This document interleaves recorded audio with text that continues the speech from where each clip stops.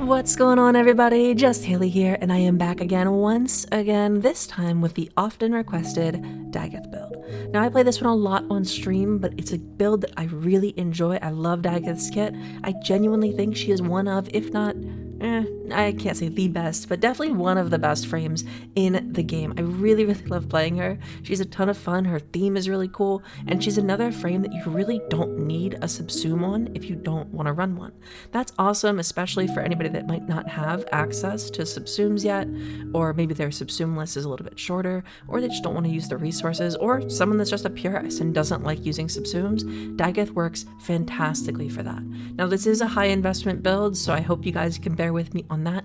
I'm also going to be showcasing two builds for you here. None of these are going to be using the augment. I'm not a big fan of the way that it plays, but they are going to be very, very tanky builds that utilize some new features that I've been playing around with a lot on a few different frames to make them exceptionally tanky at high-end missions. The other thing that you're going to notice in the gameplay here is that I'm actually using some weapons that might not synergize too well with Dagath. So we're using the Prisma Lens, not a great one here because the ammo is just a little bit too scarce for that.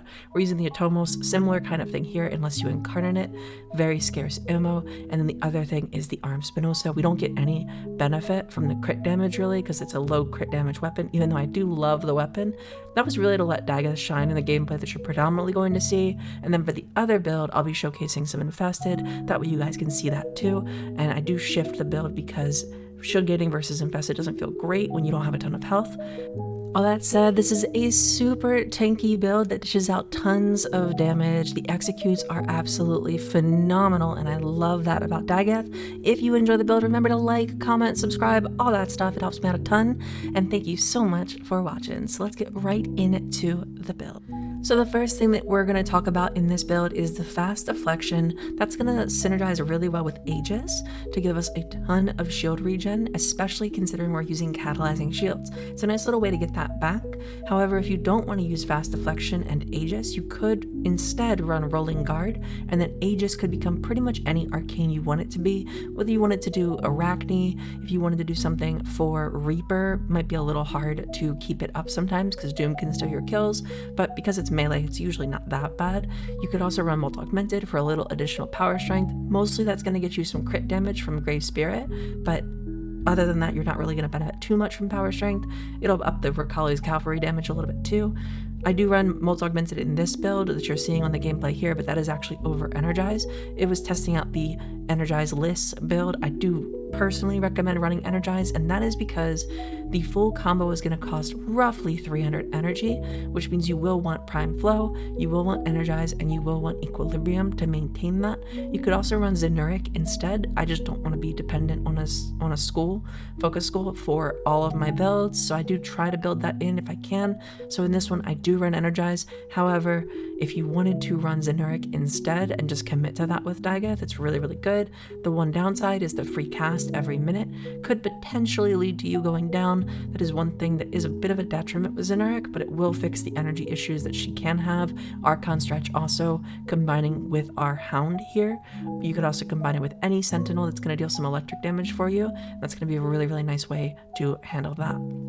Adaptation combines really well with Aegis to keep you even tankier. It essentially makes you functionally immortal as long as that Aegis triggers. That's what you saw earlier in the kind of highlights clips in the beginning of the video. That was purely based off of the fact that Aegis plus adaptation plus Fast Deflection plus the catalyzing shields keeps you really, really tanky. From there, we do want some power strength, so Blind Rage, Umbral Intensify is how I get that, and then Prime Sure-Footed because I have it. If you don't have it, run Handspring. The final thing topping all of that off is Brief Respite. That's going to be the last little bit of survivability that you want, and that is going to allow us to shield gate because of the Blind Rage with just pressing R1, pressing Doom, or pressing Rakhali's Cavalry. Rakhali's Cavalry is also an iframe that's important to note. Sometimes you might find yourself a little bit overwhelmed, maybe you feel a little uncomfortable. Rakhali's Cavalry will not only deal damage and free up the space around you, but it will also give you that brief little bit of iframe that that can sometimes save your life. If you hear a Blitz Eximus or something like that, that can be a really easy way to react, just to make sure that you don't take too much damage, or if your health is vulnerable, it's an easy shield gate there too.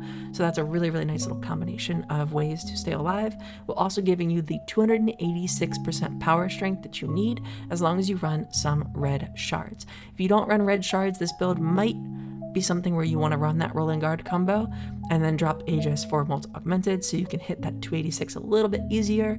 Then your shards become fully optional. But I am running 4 red shards for strength with 1 cast speed. You could run 3 red shards for strength and 2 cast speed if you so chose. I had a little bit of flexibility here and chose the little bit of additional strength. It's just something nice to be able to run since I do have the space for it.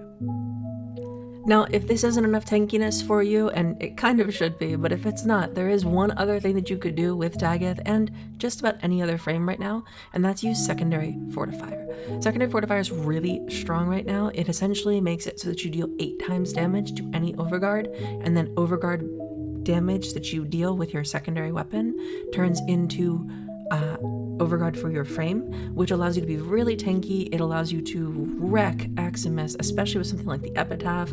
You could also use it with the Atomos that I'm using here. You could use it with the Nucor. It's just really, really good. Pick your secondary. It's probably a good option for you if you are planning on doing a longer mission where Eximus become more and more prevalent.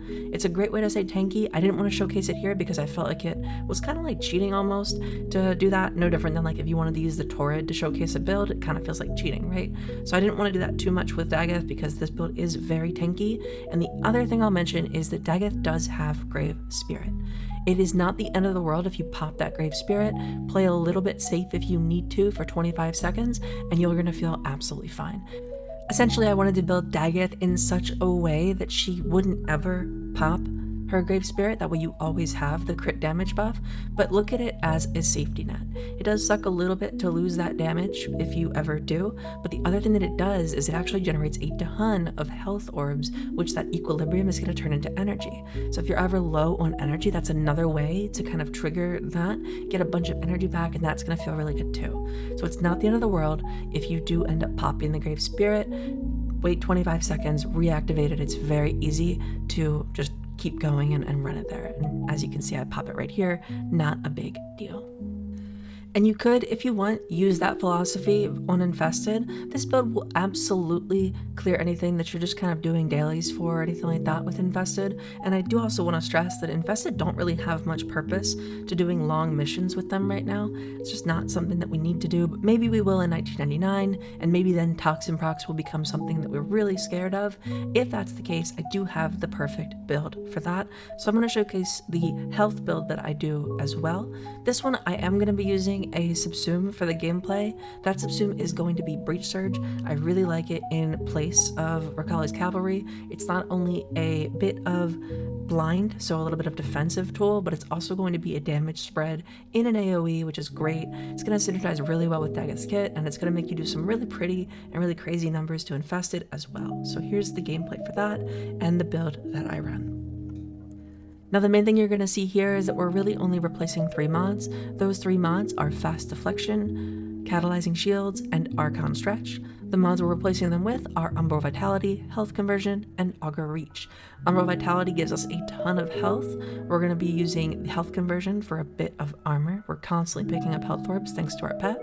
And then Augur Reach comes in for Arcane Stretch because I don't have a way to proc the electric if I'm using a pet. In this case, my Vulpaphyla for that Hunter Recovery mod. Really, really good way to synergize with some extra health sustain there. And you also switch the aura to Swift Momentum, but you could run literally anything if you wanted. If you wanted to run Brave Respite here as well, you could. That'll synergize with Augur Reach to give you a little bit more shields back whenever you cast an ability. You also don't have to run Arcane Grace if you don't want to. I like it because 6% health per second is very, very nice, but you could run something like Reconstruct, and that would give you a lot of utility for your team as well because you are constantly casting. So that is going to be a bunch of heals to any allies that are in affinity range, as well as yourself. It's a really easy way to heal. You could also drop the Blessing if you wanted to. I really liked the extra health. Getting you all the way up to 2731 is just feels really good. Makes her feel very tanky. I do use the same Archon Shard set up here so that we can still hit that 286% power strength that we want to hit. but this build feels really, really good against Infested. It can go really easily to like 2 hours or more.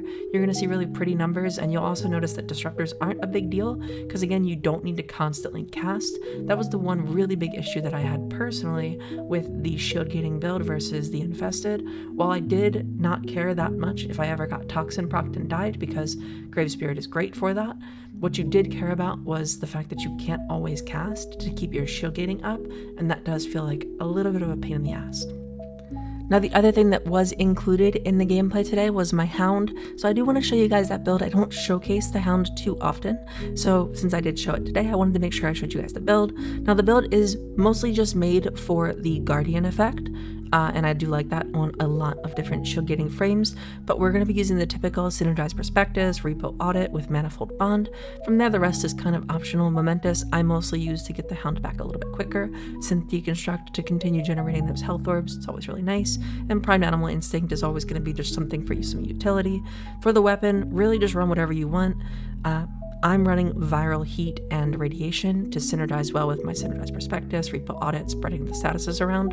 And then I do go for the Status Chance, Status Duration. The Riven is literally just Heat and Status Duration, so if you have a 60-60 Heat mod, run that instead.